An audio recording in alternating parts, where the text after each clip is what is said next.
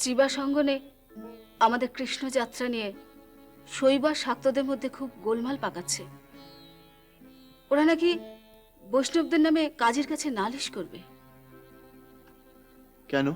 নিমাই যেভাবে বারমুখ হয়ে উঠেছে, শেষে ওর দাদার মতো। এত ভাবাভাবির কি আছে দিদি? ওর একটা বিয়ে দিয়ে দিন, দেখবেন সব ঠিক হয়ে গেছে। এত বড় গুরুদায়িত্ব নিমাই কি পালন করতে পারবে?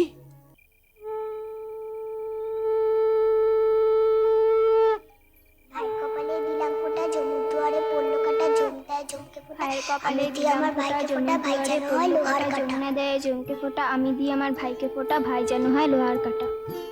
ভাইয়ের কপালে দিলাম ফোঁটা, জমু দুয়ারে পড়লো কাটা, জম দেয় জমু, যমুনা দেয় জমকে ফোঁটা, আমি দিই আমার ভাইকে ফোঁটা, ভাই যেন হয় লোহার কাটা।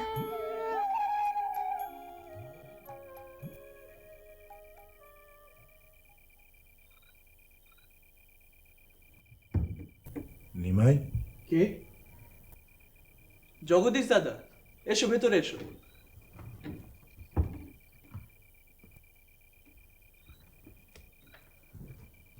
তোমার কি ব্যাপার বলো তো?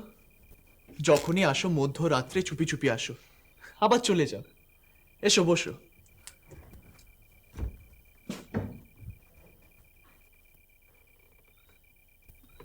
কোথায় থাকো তুমি? বলা নিষেধ। আমাকেও বলা নিষেধ? তাহলে আমি অনুমান করি। বলো দেখি। তুমি নবদ্বীপের আশেপাশে কোথাও থাকো, সম্ভবত কোনো সরাইখানায়, যেখান থেকে গৌর আর নবদ্বীপ দুদিকেই দৃষ্টি রাখা যায়। আর সেই সরাইখানায় যেসব পথিকরা রাত্রিবেলা আশ্রয় নিতে আসে, তাদের কাছ থেকে তুমি দেশের খবর জানার চেষ্টা করো। কি ঠিক বললাম তো? নিমাই, তুমি কি মুখ দেখে মনের কথা বুঝতে পারো? জগদীশ দাদা, আমার কাছে তুমি কিছুই লুকিও না, সব খুলে বলো। বলছি, তার আগে তুমি বলো যে পুঁথি পণ্ডিত স্মৃতিকণ্ঠ বাগচি কি তোমার সঙ্গে সাক্ষাৎ করতে এসেছিলেন? কই না তো, তার কি আমার কাছে আসার কথা ছিল? হ্যাঁ, প্রভাকর মিশ্রের লেখা গৌড়বঙ্গের ইতিহাসের পুঁথিটা তো তারই কাছে রয়েছে, আর সেই পুঁথি তোমার কাছে পৌঁছে দিয়ে যাওয়ার দায়িত্ব তার। আশ্চর্য, তাহলে তিনি গেলেন কোথায়? পথের মধ্যে কোনো বিপদ হয়নি তো? নিরীহ ব্রাহ্মণ, আত্মরক্ষা করার মতো দৈহিক শক্তিটুকুও তার নেই। তার যদি কোনো বিপদ হয়ে থাকে, তাহলে তার সংবাদ পেতে বিলম্ব হবে না। আপাতত এই নিয়ে তুমি দুশ্চিন্তা করো না জগদীশ দাদা, তুমি তোমার কথা বলো। পণ্ডিত প্রভাকর মিশ্র কেমন আছেন? বড়ই দুশ্চিন্তায় আছেন নিমাই। আমি এরম কিছু অনুমান করেছিলাম, তবু তুমি বলো আমি শুনি। পণ্ডিত প্রভাকর মিশ্র এখন মেঘাই ডাকাতের আশ্রয়ে আছেন। মেঘাই ডাকাতের দৃঢ় বিশ্বাস যে হুসেন স্যার পতন একদিন ঘটবেই। গৌড়ে আসবেন একজন নতুন রাজা, আর তিনি তিনি নবদ্বীপেই জন্ম নিয়েছেন। বিদ্যায়, বুদ্ধিতে, প্রেমে, ভক্তিতে তিনি সবার উঁচু হবেন। আর সেই রাজার জয় সুনিশ্চিত করতে মেঘাই তার সর্বশক্তি প্রয়োগ করেছে। একটা কথা এখনো বুঝতে পারছি না জগদীশ দাদা, পণ্ডিত প্রভাকর মিশ্র এখনো লুকিয়ে আছেন কেন? কারণ তিনি প্রকাশ্যে এলেই হুসেন শাহ তাকে নিয়ে যাবেন গৌড়ে, সসম্মানে তার চতুষ্পাটি তৈরি করে দেবেন, আর হয়তো বড় সড়ো কোনো রাজকার্য তার হাতে ধরিয়ে দেবেন। এবং পণ্ডিত প্রভাকর মিশ্র কোনো রাজকীয় সম্মান নিতে চান না, এই তো? তুমি ঠিকই বলেছ নিমাই। আসলে এই হুসেন শাহ অত্যন্ত ধূর্ত। ব্রাহ্মণ পণ্ডিতদের তিনি বড় বড় রাজপদে বসাচ্ছেন যাতে হিন্দু প্রজাদের মনে তিনি আস্থা তৈরি করতে পারেন। কিন্তু এর ফল কি হচ্ছে জগদীশ দাদা? সুবুদ্ধিরা কি খুব সুখী আছেন? অমর ভট্ট খ্যাতি আর অর্থের মোহে সুলতানের দাবির খাস হয়ে অন্ধের মতো তার আজ্ঞা পালন করে চলেছেন, তিনিও কি সুখী? সুবুদ্ধি রায় যে ঘোর বিপাকে আছেন তাতে কোনো সন্দেহ নেই। রাজকার্যের মোহে পড়ে তিনি যে সমস্ত কাজ করেছেন, সারা জীবনেও তার থেকে নিস্তার পাবেন কিনা সন্দেহ। ঘরে বাইরে সর্বত্রই তার শান্তি গেছে। মুন্নি বেগম, তার পরিত্যক্তা স্ত্রী মঞ্জুশ্রী, তার কথা তো এখন সবাই জানে। গৌড় অধিকারী সুবুদ্ধি রায়, যার নামে এককালে বাঘে গরুতে এক ঘাটে জল খেত, এখন তিনি সকলের উপহাসের পাত্র। মঞ্জুশ্রী ঠাকুরনের প্রতিহিংসা বড় প্রবল। আমি প্রার্থনা করি তার ক্রোধ যেন কমে, তার মনে তিনি যেন শান্তি পান। ত্বমেব শরণং গচ্ছ সর্বভাবেন ভারত, তৎপ্রসাদৎ পরং শান্তি স্থানং প্রাপ্স্যসি শাশ্বতম।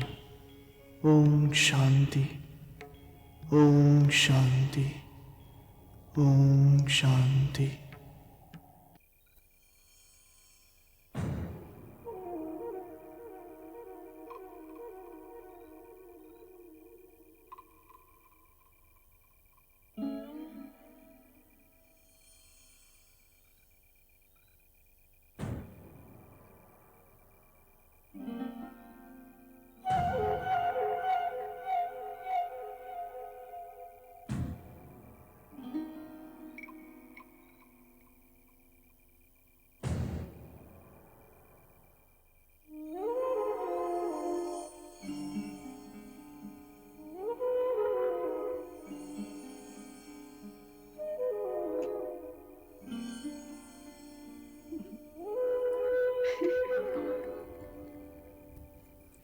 এত হাসির কি হলো শুনি?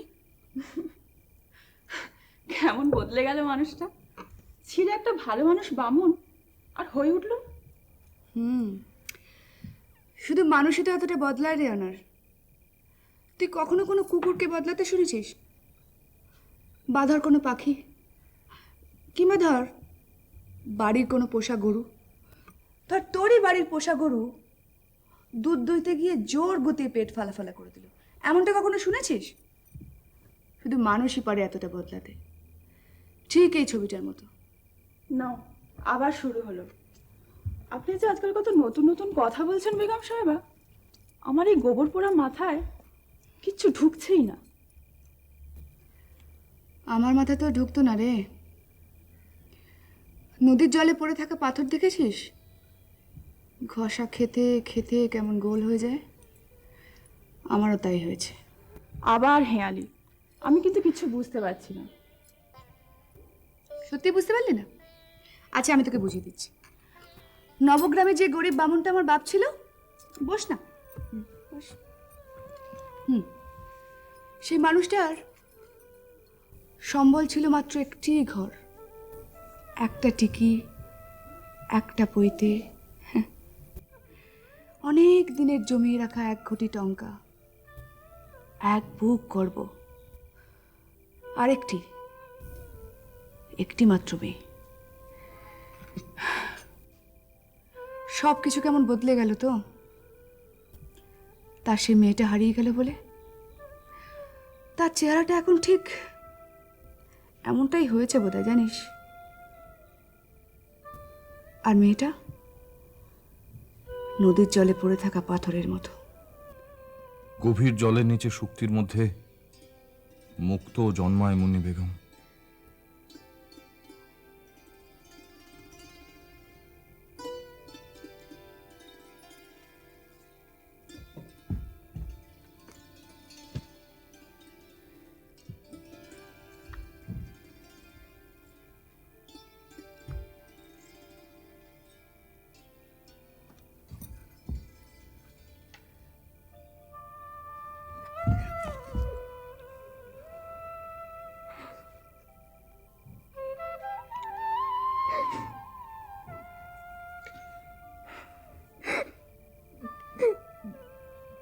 অধিকারী অধিকারী বড় কষ্ট দিয়েছে তো।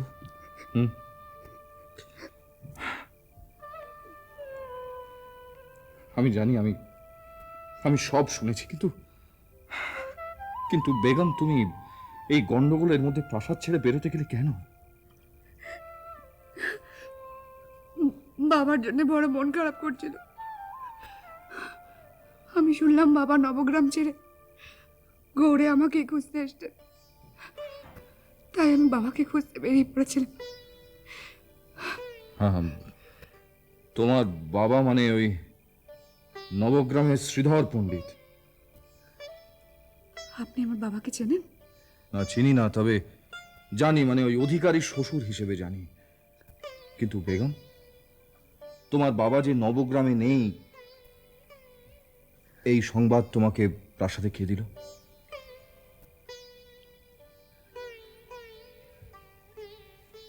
আপনি আমাকে মেরে ফেলবেন না তো?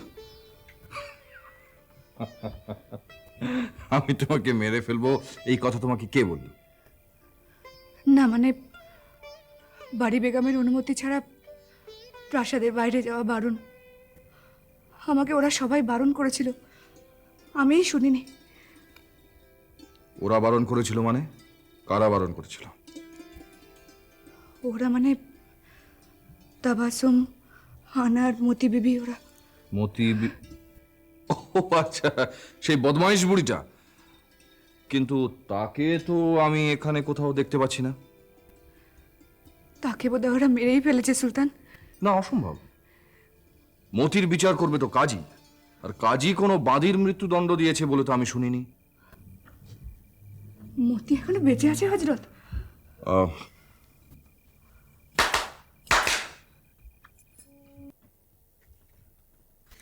শোন, এই মহলের দেউড়ির কাছে আমার রথ আছে, আর রথে আমার সারথি সুবক্ত আছে।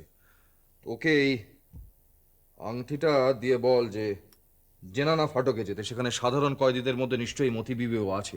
মতি বিবির চেহারাটা ওকে বলে দিবি, আর বলবি যে এই আংটিটা দেখিয়ে এক্ষুনি মতি বিবিকে ওখান থেকে বার করে রথে করে যেন এখানে নিয়ে আসে, এক্ষুনি যেন নিয়ে আসে। যা।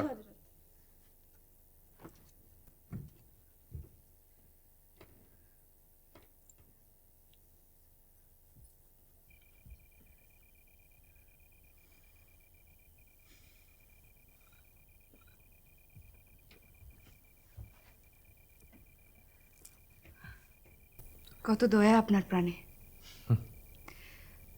জৌনপুরের গল্প বলবেন না?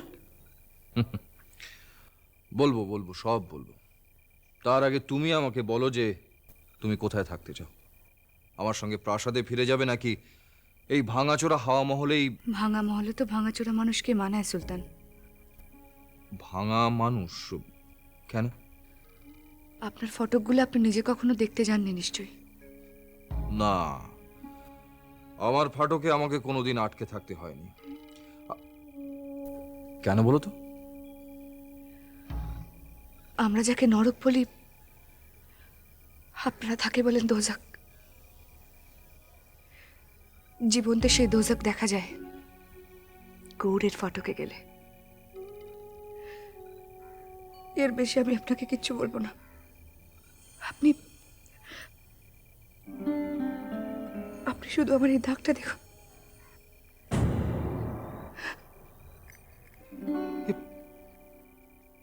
এ কি অবস্থা হয়েছে তোমার? তোমার গায়ে হাত দিয়েছে? জেনানা ফাটকের মেয়ে রক্ষীর কাজ। ও ও জানতো না যে তুমি বন্দী হলেও তুমি আমার বেগম? জানতো, বিশ্বাস করেনি। তার আমাকে পাগল ভেবেছিল, তাই আমার সঙ্গে। যাকে আপনি বলুন, আপনার জৌনপুর কেমন কাটলো? জন হ্যাঁ, তুমি আমাকে বলো তো যে ওই ওই রক্ষিণীকে দেখলে তুমি চিনতে পারবে? পৃথিবীর কাউকে কোনো শাস্তি দিতে আমি চাই না হজরত। ভগবানের তৈরি এই বিরাট পৃথিবী, সেখানে আপনি আমি বিচার করার কে? আর কিসের বিচার?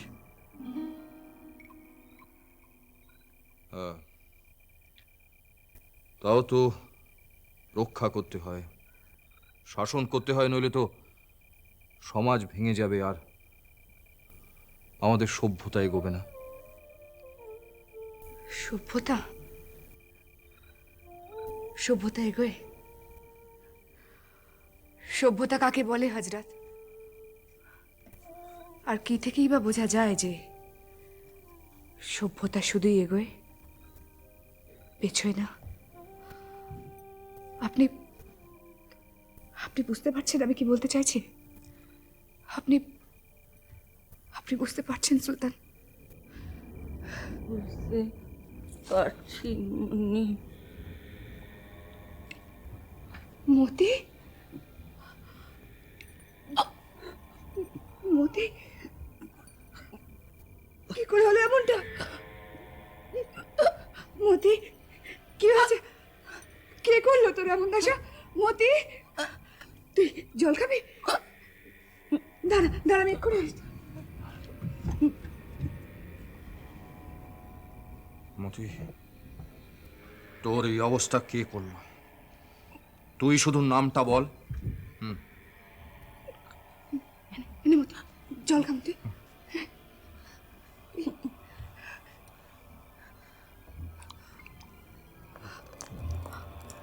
মতি, মতি কথা বল, কথা বল মতি, শুধু তুই আমাকে নামটা বল, নামটা বল, শুধু নামটা। জেনানা ফাটক আছি।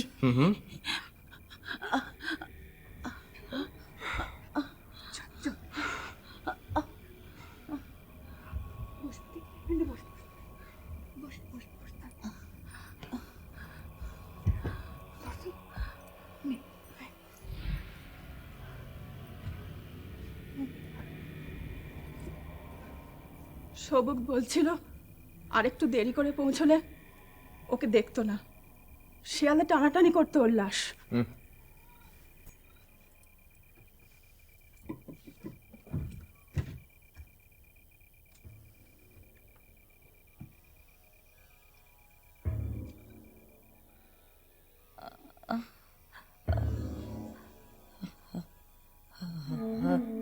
হজরত, এইটা এটা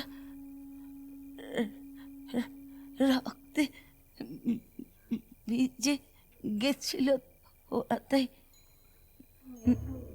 নিতে পারেননি। আপনার আংটি তো আমি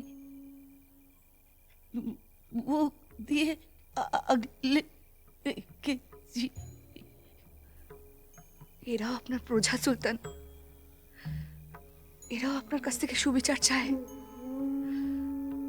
গৌরেশ্বর, মতি বিবি যদি মরে তার দায় কে নেবে?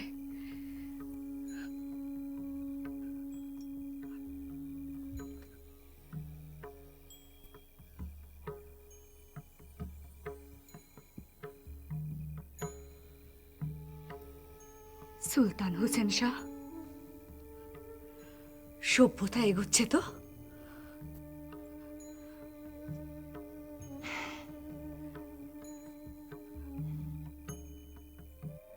কোনো মঠ বা মন্দিরে কি আপনার স্থান হবে না? তাবায়েফ মহল্লাতে হবে না ভট্ট, সুলতানের পেয়ারে রক্ষিতার ঘরে রাত কাটাতে আসবে কে? আপনি বলুন। আমার কথা কি আপনার বিশ্বাস হচ্ছে না? না, হচ্ছে না। আর কারণ আমি জানি যে স্মৃতিকণ্ঠ বাগচি মারফত আপনি প্রভাকর মিশ্রের সঙ্গে যোগাযোগ রাখতেন। অধিকারী একজন রাজদ্রোহীর সঙ্গে যোগাযোগ রাখাটা কি খুব প্রয়োজনের?